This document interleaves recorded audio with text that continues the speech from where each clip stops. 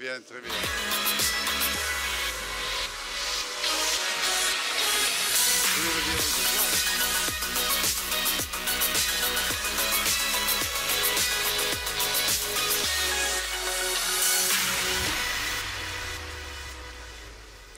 Et nous avons le plaisir de recevoir Jean-Claude Gaudin, maire de Marseille, président de la métropole, vice-président du Sénat. Monsieur le maire, merci de nous faire l'honneur d'être à notre micro. On va parler, parce que ce salon, c'est le salon des entrepreneurs, de l'attractivité aujourd'hui de la ville. Qu'est-ce que la ville et le territoire font pour accueillir de nouveaux entrepreneurs?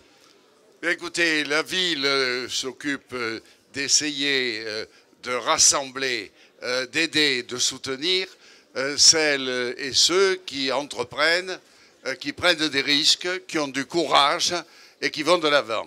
Et ça, avec mes adjoints compétents, avec Didier Paraquian en particulier, nous suivons et nous encourageons.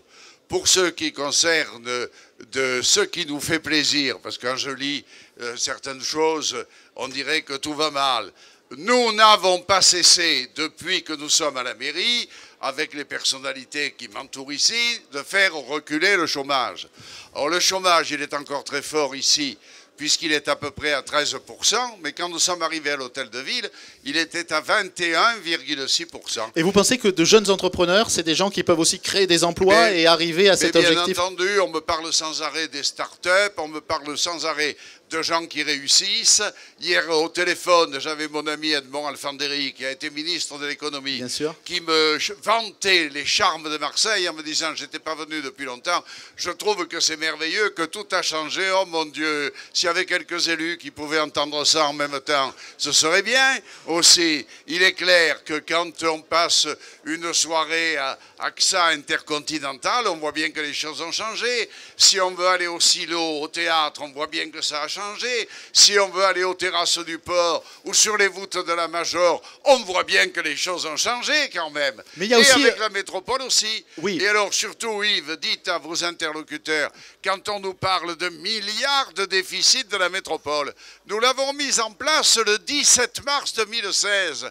Comment on aurait fait pour dépenser tout cet argent? Sauf qu'on a tenu les engagements que nous avions pris à l'époque. Alors là, on me dit, surtout n'oubliez pas de dire, les grands groupes font confiance à Marseille et à la métropole, CMA-CGM, le groupe Honnête, la société Gemalto, Interxion et également la PME Jaguar, Jaguar Networks de notre ami politique.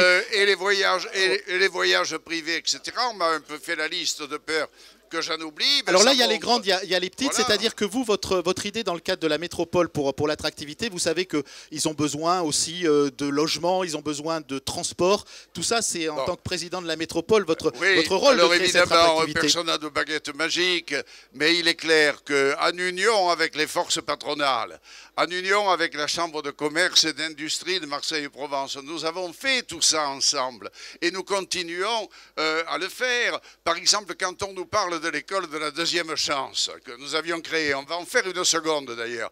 Quand on a fait l'école de la deuxième chance, si la Chambre de commerce n'avait pas soutenu notre action et nous n'avait pas facilité justement de trouver des emplois pour ces jeunes, nous n'aurions pas réussi, alors que nous avons réussi, tout comme nous avons réussi à Somatis-Séon à mettre une zone franche qui a créé à l'époque 13 000 emplois. On aurait presque oublié maintenant ce que c'est. Alors évidemment, maintenant on est vers le numérique. Alors on me dit ça représente 44 000 emplois, soit 55% des emplois numériques de la région PACA, 8 300 entreprises et 8 milliards d'euros de chiffre d'affaires. Alors ça va faire changer l'image de Marseille parce que vous vous battez contre le Marseille bashing. Donc là, on a des éléments qui sont positifs. Mais justement, l'autre jour, je ne sais plus où j'étais, dans une radio, là, où on me dit, vous n'aimez pas Chouf. C'est pas que j'aime pas Chouf, c'est-à-dire que moi, je vois, par exemple... ça, c'est un film qui a été réalisé dans les mon collègue éminent au Sénat, monsieur Serge Dassault. Il a comme collaborateur un petit issu de l'immigration des quartiers nord. Pourquoi on n'en parle pas de celui-là? Pourquoi on ne dit pas que ceux qui ont réussi, que ceux qui ont pu réussir ont aujourd'hui des possibilités. Rappelez-vous, quand il y avait le PERS, la question pour un champion, Oui. qu'il y avait le concours sur l'ensemble des lycées de France. C'est un petit issu de l'immigration de Marseille qui a gagné. Aujourd'hui, ce petit, il est en médecine. Pourquoi on ne parle pas de cela? Mais on Pourquoi en on parle toujours de ceux qui vendent de la drogue? On en parle et ici on parle beaucoup de chefs Alors, d'entreprise qui ont démarré dans les depuis quartiers nord. Depardieu, je ne sais pas s'il ne faut pas un peu renifler. Je ne l'ai jamais fait de peur que ça me plaise. Et Netflix a quand même amené 800 millions de téléspectateurs Voilà, sur très Marseille. bien. Merci Jean-Claude Gaudin.